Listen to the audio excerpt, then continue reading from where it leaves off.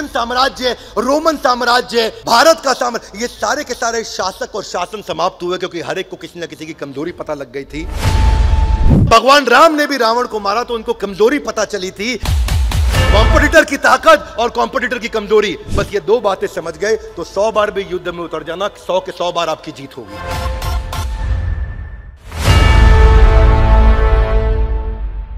ग्रंथराज श्रीमद् भगवद गीता की। तो आप सबका स्वागत है आज के अगले अध्याय में भगवद गीता के, Gita in action. Everybody guys come on, Gita in action. Gita को अपने जीवन में कैसे उतारें, पहला अध्याय चल रहा है और आज हम पहले अध्याय का तीसरा श्लोक लेने जा रहे हैं और यह श्लोक दुर्योधन बोल रहे हैं। हमने इससे पहले चर्चा किया धृतराष्ट्र के श्लोक का। अब हम दुर्योधन की बात करेंगे कि दुर्योधन क्या बात कर रहे हैं और भगवद गीता का प्रारंभ होने जा रहा है। पश्यताम पांडुपुत्राणाम आचार्यम महतीम चमुम व्यूढ़ाम द्रुपद पुत्रेण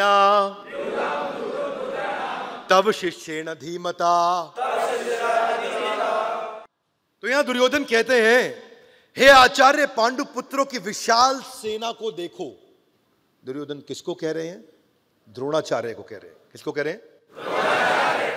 हे आचार्य पांडुपुत्रों की विशाल सेना को देखो जिसे आपके बुद्धिमान शिष्य द्रुपद के पुत्र ने इतने कौशल से व्यवस्थित किया है। पहले इस कहानी को समझने के लिए श्रील प्रभुपाद को हम धन्यवाद करते हुए उनके तात्पर्य को समझते हैं कि जो दुर्योधन थे वो इस समय एक परम राजनीतिज्ञ की तरह बात करने का प्रयास कर रहे हैं और अपने सेनापति द्रोणाचार्य से बात कर रहे हैं। द्रोणाचार्य केवल उनके सेनापति नहीं, उनके गुरु भी थे। और उनको क्या कहते हैं? पश्यताम, देखो। किसको बोल रहे हैं देखने को? अपने गुरु को बोल रहे हैं देखने को। देखो द्रोणाचार्य, तुमसे बहुत भारी गलती हो गई है। द्रोणाचार्य सोच रहे हैं क्या गलती हो गई है? पश्यताम पांडुपुत्राणाम आचार्यम महतीम चमुम। ये सारी की सारी सेना किसने सेट करी है? ये द्रुपद के पुत्र धृष्टद्युम्न ने सेटिंग करी है पूरी। और कौन था ये धृष्टद्युम्न? इसके पीछे एक हिस्ट्री है। दुर्योधन ये बात क्यों कर रहे हैं? हिस्ट्री ये है कि द्रोणाचार्य की और द्रुपद की बनती नहीं थी। द्रुपद कौन है? अर्जुन के ससुर जी, यानी कि द्रौपदी के पिता। द्रौपदी के पिता हैं द्रुपद, और द्रुपद और द्रोणाचार्य का आपस में पुराना झगड़ा था। और उस झगड़े में द्रोणाचार्य से बदला लेने के लिए द्रुपद ने क्या किया? एक यज्ञ किया और उस यज्ञ से उनको मिले कौन? धृष्टद्युम्न। उनको प्राप्त हुआ एक ऐसा पुत्र जो कि आगे चल के वध करेगा। किसका? द्रोणाचार्य का। और द्रोणाचार्य ये बात जानते थे कि धृष्टद्युम्न आगे चल के, ये भी तो बच्चा है, आगे चल के ये मेरा वध करेगा। फिर भी एक अच्छा ब्राह्मण होने के नाते उन्होंने सारी शास्त्र विद्या सिखा दी। एक अच्छा ब्राह्मण क्या सिखाता है? वो ज्ञान देता है, अपना ज्ञान रोकता नहीं है। तो एक अच्छा ब्राह्मण होने के कारण, एक अच्छा टीचर, एक अच्छा मेंटर, एक अच्छा लीडर होने के कारण द्रोणाचार्य ने सब कुछ सिखा दिया धृष्टद्युम्न को, ये मानते हुए, ये जानते हुए कि आगे चल के ये मेरी मृत्यु का कारण बनने वाला है। क्योंकि ये किसका पुत्र है? द्रुपद का पुत्र है। ये जानते थे, लेकिन फिर भी ट्रेन किया। और हुआ क्या? ठीक महाभारत का युद्ध होने से पहले धृष्टद्युम्न ने सामने जाके कंपटीशन का टीम पांडवों को ज्वाइन कर लिया और सारी की सारी टीम को व्यवस्थित किया कि पूरा फैलेंक्स, पूरा का पूरा यूनिट, सारे के सारे यूनिट्स, मिलिट्री आर्मी कैसे खड़ी होगी। और अब दुर्योधन चिढ़ रहा है उस बात को लेके। दुर्योधन को गुस्सा आ रहा है। दुर्योधन क्या बोल रहा है कि देखो कौन है ये? तुम्हारा ही शिष्य, तुमने ही ट्रेन किया, तुम्हारे को मारने के लिए खड़ा हो गया। देख लो द्रोणाचार्य, क्या किया तुमने ये। और बातों बातों में इशारा कर रहा है, अब ये ना हो कि अर्जुन तुम्हारा फेवरेट शिष्य है तो उसके लिए सॉफ्ट कॉर्नर लेके बैठ जाओ और बाद में अर्जुन को छोड़ दो। द्रोणाचार्य, पहले ही तुम गलती कर चुके हो। क्या बोल रहे हैं? कि पश्यताम, देखो। तो ये भाषा ही ऐसी है दुर्योधन की। जब युद्ध का प्रारंभ हो रहा है, युद्ध के प्रारंभ से पहले एक लीडर को चाहिए कि टीम को इंस्पायर करे, उनको एनकरेज करे, अपने गुरु का आशीर्वाद ले, अपने मेंटर से जाकर के। इस समय दुर्योधन को क्या चर्चा करनी चाहिए थी? आपको क्या लगता है दुर्योधन को भी क्या बोलना चाहिए था? चलो मान लो दुर्योधन को पता लग भी गया कि द्रोणाचार्य से ये गलती हुई, कि उन्होंने गलती कहे, माने या ना माने, लेकिन ऐसा तो हो ही गया कि अपने ओपोनेंट को ट्रेन कर दिया, अपने कंपटीशन को ट्रेन कर दिया द्रोणाचार्य ने। तो अब इस समय ताना मारने की जगह दुर्योधन को क्या करना चाहिए था?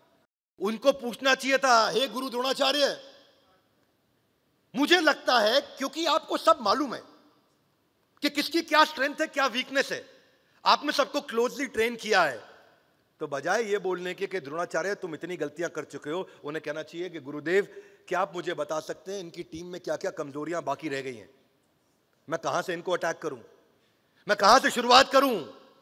कुरुक्षेत्र के युद्ध मैदान के अंदर आज अगर मुझे यह समझ में आ जाए कि इनके खिलाफ कौन कौन सी वीकनेस है, वो सोल्यूशन ओरिएंटेड क्वेश्चन अगर वो करते द्रोणाचार्य के साथ में, तो वो ज्यादा कारगर रहता। क्या मेरी बात समझ आ रही है? yes, शुरुआत ही गलत हुई। अपने विरोधियों की कमियों पे चर्चा करनी चाहिए थी, उनको ये पूछना चाहिए था कि इनकी वीकनेस का एनालिसिस करें, आपने मिलिट्री के कौन से सीक्रेट ऐसे बच गए जो उनको नहीं दिए। क्या ऐसा कोई तरीका है कि सामने से चेहरा दिखाऊं, साइड से अटैक करूं? क्या ऐसा कोई तरीका है कि मैं अभी आपके साथ स्वॉट एनालिसिस कर लूं, स्ट्रेंथ, वीकनेस, अपॉर्चुनिटी, थ्रेट उनकी क्या है और मेरी क्या है? क्योंकि जब जब युद्ध को जीता गया है, जब भीम ने भी दुर्योधन का वध किया या उसको मारा, तो उसको कमजोरी पता चली थी सामने वाले की कि दुर्योधन की जंगा पे अटैक करना है। जिस समय भगवान राम ने भी रावण को मारा, तो उनको कमजोरी पता चली थी कि रावण की नाभि पे अटैक करूंगा तो बात बन जाएगी। सामने वाले की कमजोरी दुर्योधन को मांगनी चाहिए थी, पता करनी चाहिए थी, बजाय के कहने के लिए पश्यताम पांडुपुत्राणाम आचार्यम महतीम चमुम। क्या कर दिया तुमने आचार्य? ये उनको ये समझना चाहिए था कि मेरे गुरु की खुद की एक कमजोरी अश्वत्थामा है, उनका पुत्र, और जो आगे चल के वध का कारण बना। बोला अश्वत्थामा हाथी मारा गया और उन्होंने शस्त्र छोड़ दिए। ये बजाय चर्चा करने के कि हमारी क्या वीकनेस, उनकी क्या वीकनेस, हमारी क्या स्ट्रेंथ, उनकी क्या स्ट्रेंथ। लड़ाई से पहले वो उस समय द्रोणाचार्य को तंग करने में लगे, उनको धमका रहे हैं, एक प्रकार से सॉफ्ट तरीके से धमका रहे हैं उनको। भीम ने जरासंध का वध कैसे किया? जब कृष्ण ने उनको कमजोरी बताई, तीलियों को तोड़ के एक को यहां फेंका और एक को यहां फेंका, और तभी जरासंध को उससे पहले भी 3 बार फाड़ा था भीमसेन ने, जिसके पास 10,000 हाथियों का बल है। ये जरासंध वही है जिसने 95 राजाओं को कैद कर रखा था, और 95 राजाओं के बाद 5 और राजा को कैद करके उनकी हत्या करके वो देवताओं को प्रसन्न करना चाहता था उस यज्ञ में, ताकि आगे चल के कृष्ण का भी वध कर सके। जरासंध, उस जरासंध को मारने के लिए भीम को वीकनेस नहीं पता थी, वरना जरासंध को कभी नहीं मारा जा सकता था। बचपन से कहानियां सुन रहे हैं कि जादूगर की जान उसके तोते में होती है, तोते को मारो तो जादूगर का गेम ओवर। सुनिए सब पिक्चरों में, यस नो? सामने वाले को समझे, कंपटीशन को समझे। तो कंपटीशन एनालिसिस मैं पहले अध्याय के 3रे श्लोक से सीखने के लिए आपको गुजारिश करूंगा। उसको समझिए कि भगवद गीता एक ऐसा ग्रंथ है जिसमें आपको हर प्रकार का मैनेजमेंट समझ में आता है। कई लोग उसको धार्मिक पुस्तक समझते हैं। मैं उनसे प्रार्थना करूंगा थोड़ी देर के लिए इस विचार को जरा साइड में नहीं रखेंगे तो आपको लाभ नहीं मिलेगा जीवन में। क्या मेरी बात समझ आ रही है? Yes no? कई बार लोग सरदारों का मजाक उड़ाते हैं, सरदार जी 12 बज गए, सरदार जी 12 बज गए, सरदार तुम्हारे 12 बज गए, चुटकुला सुनाते हैं। लेकिन ये बदतमीजी के पहले उनको ये मालूम नहीं कि 12 बजने के पीछे एक्चुअली कहानी क्या है। नादिर शाह जो कि इन्वेडर था 1737 में, और नादिर शाह ईरान की तरफ से भारत में प्रवेश किया था, उस समय पंजाब पार करते हुए दिल्ली में आ गया था, और दिल्ली में मुगलों को कमजोर देख करके नादिर शाह ने इन्वेजन चालू किया, और हमारी औरतों को, हमारे पैसे को, धन को लूट के ले जाया करता था।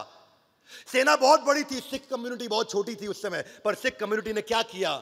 वो जानते थे कि नादिर शाह की कमजोरी क्या है, ये शराबी है, ये कबाबी है, ये औरतों की संगत करता है, इनकी पूरी टीम ऐसी है। तो रात को मध्य रात्रि के अंदर सारे सिख छोटी सी अपनी टीम बना करके गोरिल्ला वॉरफेयर के द्वारा नादिर शाह की टीम को रोज रात को उखाड़ते थे, रोज रात को उनको ठोकते थे, अपनी औरतों को बचा के लेके आते थे। पूरे भारतवर्ष को धन्यवाद करना चाहिए सिख कौम को केवल इस बात के लिए कि उन्होंने हमारी संस्कृति और हमारे परिवारों को बचाया, बजाय के चुटकुला सुनाने के। दुर्योधन को चाहिए था ये बजाय कहने के पश्यताम पांडुपुत्राणाम, उसको पता करना चाहिए था कि गुरुदेव क्या कमियां हैं सामने वाले की। जैसे सिख कौम ने उनकी कमियों को देख करके वहां जाके गोरिल्ला वॉरफेयर से उन पर अटैक किया। अरे पिक्चरों में पुरानी देखते आ रहे हैं कि विलन बोलता है तेरी मां मेरे कब्जे में है, तेरी प्रेमिका मेरे कब्जे में है। वो भी जाकर के हीरो की कमजोरी को पकड़ लेता था विलन, और वहां से पिक्चर का जो है यू टर्न आता था। उसके बाद अपन देखते थे वहां पे मूवीज के अंदर, चक दे इंडिया मूवी देखो, सुल्तान मूवी देखो, दंगल मूवी देखो, हर मूवी में दिखाया गया है कि लास्ट में सेमीफाइनल, फाइनल राउंड से पहले वो सामने वाले की वीकनेस को पकड़ते थे। आज बिजनेस के अंदर आपको भी ये देखना है, इजीएस्ट जानवर वही मारा जाता है जंगल में जो सबसे कमजोर होता है। पहला शिकार उसी का किया जाता है जो कभी नहीं बचता, क्योंकि वो बहुत कमजोर रहता है। बीमारी भी आकर के वही अटैक करेगी जो शरीर कमजोर होगा, जो शरीर का अंग कमजोर होगा। इसलिए सामने वाले को ओवरवेल्म कर दें अपनी स्पीड और अपनी एक सडननेस के द्वारा। अगर उसकी तैयारी के साथ दुर्योधन जाता, बजाय कि अपनी टीम का उत्साह गिरा करके वो जा रहा है। पांडवों की सबसे बड़ी कमजोरी क्या है? पांडव कौन सी शास्त्र विद्या और शस्त्र विद्या नहीं जानते हैं। पांडवों को किस चीज से डर लगता है? पांडवों को अगर मैं अटैक करूंगा तो वो कैसे रिएक्ट करेंगे? हे गुरु द्रोण, ऐसी वो कौन सी कमजोर एरिया है, उसको क्या बोलते हैं? Below the belly, under the belly. ये अंडर बेली क्या है? कहावत है, सबसे कमजोर इलाका, सबसे कमजोर इलाका।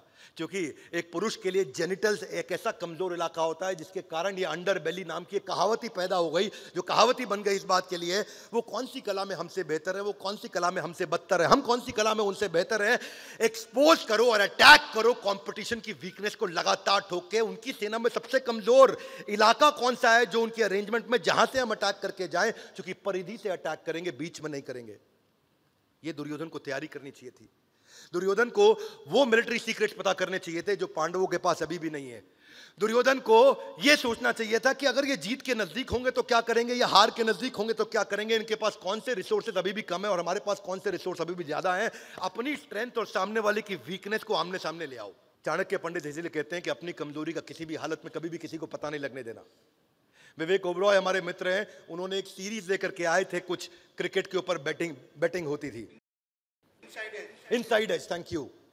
वो इनसाइड एज की सीरीज मैंने विवेक के कहने पे फास्ट ट्रैक पे देखी। विवेक भाई को हम बहुत रिस्पेक्ट करते हैं, प्यार करते हैं, वरना मैं कोई ओटीटी सीरीज नहीं देखता। और मैं उनके साथ दुबई में बैठा था, मैंने उनको कहा कि इनसाइड एज में एक ही लर्निंग है जो जिंदगी भर छाप लेना। बोले क्या विवेक भाई? मैं कहा इनसाइड एज सीरीज की एक ही लर्निंग है, आपके हर एपिसोड में एक ना एक आदमी ठुका है, वो इसी कारण उसकी पिटाई हुई है क्योंकि दूसरे को उसकी कमजोरी पता लग गई थी। किसी को उसकी सेक्स की कमजोरी पता लगी, किसी को चोरी की, किसी को टैक्स इवेजन की, किसी को इंटरनेशनल फ्रॉड की। जब जब कमजोरी पता चला, चाणक्य पंडित ने क्या किया? वही किया कि जब नंदा साम्राज्य को समाप्त करना था चाणक्य पंडित को और मौर्य साम्राज्य की स्थापना करनी थी। क्या था ये मौर्य साम्राज्य? मूरा मां का नाम था और मूरा के बेटे का नाम था चंदू, और मूरा के नाम होने के कारण उस साम्राज्य का नाम रखा गया मौर्य डायनेस्टी। पर क्या किया? सेना नहीं थी, सेना नहीं थी। छोटी छोटी बच्चियों को हल्का हल्का जहर दिया, उनको ट्रेन किया, पूरी जिंदगी थोड़ा थोड़ा जहर देते रहे उनको, और उनको ट्रेन करते रहे और उनको विष कन्या बनाया। और ऐसी राजाओं के पास में जब वो रात्रि में उनका चुंबन लेने जाती थी और वो विष कन्या अपने चुंबन से उनका वध करके आ जाती थी। तो उन्होंने हमेशा इन कमजोरियों को देखा। अगर अपनी ताकत और अपनी कमजोरी, कॉम्पिटिटर की ताकत और कॉम्पिटिटर की कमजोरी, बस ये दो बातें समझ गए तो 100 बार भी युद्ध में उतर जाना, 100 के 100 बार आपकी जीत होगी।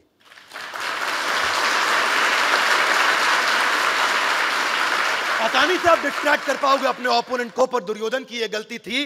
दुर्योधन क्या बोले? पश्चाताम पांडुपुत्राणाम आचार्यम महतीम चमु। बस वो इसी में फंस गए।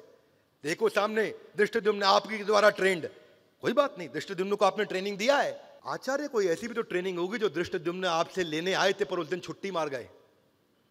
आचार्य कोई ऐसी भी तो ट्रेनिंग होगी कि उस दिन धृष्टद्युम्न डिजिटल ट्रेनिंग ले रहे थे, ध्यान से नहीं अटेंड किया। आचार्य कुछ तो ऐसा बचा होगा धृष्टद्युम्न के जीवन में जो उसको नहीं मालूम, वो हमको बता दीजिए। जिस दिन आपका ध्यान वहां से भटका या जिस दिन वो बीमार पड़ गया, उस दिन उसका कॉम्प ऑफ था, लीव थी, अर्न लीव थी, 15 अगस्त की छुट्टी थी, कुछ तो थी। एक बिजनेस पर्सपेक्टिव से भी हर एनिमी का एक व्यू पॉइंट होता है कस्टमर को लेकर के। फोरकास्ट करो कि कंपटीशन क्या करेगा, सामने वाला वो कैसे रिएक्ट करेगा अलग अलग परिस्थितियों के अंदर। वो आपका शॉर्टेस्ट रूट टू विक्ट्री होगा। हमेशा याद रखिए कि आपको ये जो अंडर बेली की कहावत है, ये अंडर बेली की कहावत यहां पे बहुत समझने वाली कहावत है। मेरा यहां पे मानना है कि पर्शियन साम्राज्य, रोमन साम्राज्य, भारत का साम्राज्य, ये सारे के सारे शासक और शासन समाप्त हुए क्योंकि हर एक को किसी ना किसी की कमजोरी पता लग गई थी। किसी की कमजोरी थी वीक सक्सेसर या वीक डाउनलाइन, किसी की कमजोरी थी वीक इंटरनेशनल स्ट्रेटेजिक अलायंसेस, किसी की कमजोरी थी कि बहुत बड़ा वास्ट एम्पायर था इसलिए अनकंट्रोल्ड और डिस्ट्रैक्टेड एम्पायर हो गया था। किसी की कमी थी इंटरनल रिवोल्ट, अपनी सेना के भीतर ही कुछ ना कुछ फूट बढ़ती चली जा रही थी जिससे वो समाप्त हो गए। किसी की कमी थी कि उनका यूनिटी ऑफ कमांड नहीं था, और किसी की कमी थी कि उनके independent non aligned independent provinces थे। कई राजाओं ने ऐसा किया, अकबर ने भी ऐसा ही किया था। अकबर जीतते थे एक शासक को, उसी को शासक बनाते थे, वो उसको इंडिपेंडेंट करते थे। लेकिन अगर वो नॉन अलाइंड हो गया तो इंडिपेंडेंट आदमी कंपटीशन को ज्वाइन कर सकता है जाके। डाउनफॉल ऑफ मुगल एम्पायर क्यों हुआ था? इसकी शुरुआत हुई थी जब पहली बार सूरत के अंदर एक ब्रिटिशर टीम यहां पे आई थी। और कौन आए थे? William Hawkins. और विलियम हॉकिंस ने आगे पहली रिश्वत जहांगीर को दी थी सूरत के अंदर टेक्सटाइल इंडस्ट्री सेटअप करने के लिए। जो गुजराती लोग हैं जान लीजिए, पहली बार अंग्रेज सूरत में आए थे टेक्सटाइल इंडस्ट्री लेकर के, और वहां विलियम हॉकिंस आए थे और उन्होंने जहांगीर को रिश्वत दी, वहां से उन्होंने एंट्री करी। ऐसे ही हर बार हुआ है। सबसे बड़ा मंत्र यही है कि आपको सिनेरियो एनालिसिस करना चाहिए, जो कई बार आप मिस कर जाते हैं। एक अटैक प्लान्स हमारे क्या हो सकते हैं, अलग अलग हाई डिग्री ऑफ सक्सेस मुझे कहां से मिल सकती है। बाय द वे, एक और इसका बड़ा अच्छा तरीका है जो एक्शन में हाथ आगे लाए, गीता इन आपको कंपटीशन को पहचानना है तो उनके रिव्यूज देखने चले जाओ, उनके मोबाइल ऐप स्टोर पे चले जाओ, उनके फेसबुक पे चले जाओ, उनके रिव्यूज जाकर के देखो कि रिव्यूज में कौन सी अच्छी चीज है जो बार बार छूट रही है और कौन सी बुरी चीज है जो बार बार दिख रही है। One more time, come on. कौन सी अच्छी चीज है जो बार बार छूट रही है और कौन सी बुरी चीज है जो बार बार। इससे ये पता चल जाएगा उनकी वीकनेस क्या है, कि ये अच्छाई आ नहीं रही है यानी कि कमजोरी है, और ये कमजोरी बार बार दिख रही है यानी कि ये कमजोरी है। और केवल उन्हीं साइट से ही आपको स्क्रूटनाइज करेंगे उनके रिव्यूज को, तो आइडिया मिल जाएगा। और तभी आप कंपटीशन को समझ करके उसकी वीकनेस को अपनी एडवांटेज बना सकते हो, बजाय के दुर्योधन की तरह केवल ताना मारते रहना और टीम को की स्ट्रेंथ को स्वॉट एनालिसिस शुरुआत में न करना, जिसके कारण द्रोणाचार्य, गुरु द्रोण जो उनके गुरु हैं, जिनसे चर्चा कैसे की जानी चाहिए। अगले एपिसोड में हम दुर्योधन मेंटालिटी को और डिटेल में समझेंगे। ये Bhagavad Gita in action, Gita in action, ये एक ऐसी सीरीज है जो हर व्यक्ति को सारे के सारे एपिसोड आकर के जरूर देखने चाहिए। अपनी जिंदगी का समय निकाल करके देखिए, वो बुद्धि का धन उसके अंदर मिलेगा जो आपको पूरी पृथ्वी पर सारे के सारे शास्त्रों में और सारी किसी भी प्रकार की किताबों में अगर एक साथ चाहिए तो एक जगह भगवत गीता में मिल सकता है, जिसको हम प्रयास करेंगे अपनी सीमित बुद्धि के द्वारा कि आपके सामने ला करके साधारण भाषा में प्रस्तुत करें, ताकि आपके लिए आसानी हो उस गीता को समझना जो संस्कृत नहीं समझ सकते। अब उनके लिए भी आसान होगा कि वो आकर के गीता इन एक्शन सीरीज के साथ में भगवत गीता को समझ सकेंगे। मेरी इच्छा है ये गीता इन एक्शन सीरीज सब तक पहुंचे। हमारे साथ जुड़े रहने के लिए, इस एपिसोड को ध्यानपूर्वक आकर अटेंड करने के लिए आप सबका हृदय की गहराई से प्रेम पूर्वक बहुत बहुत धन्यवाद।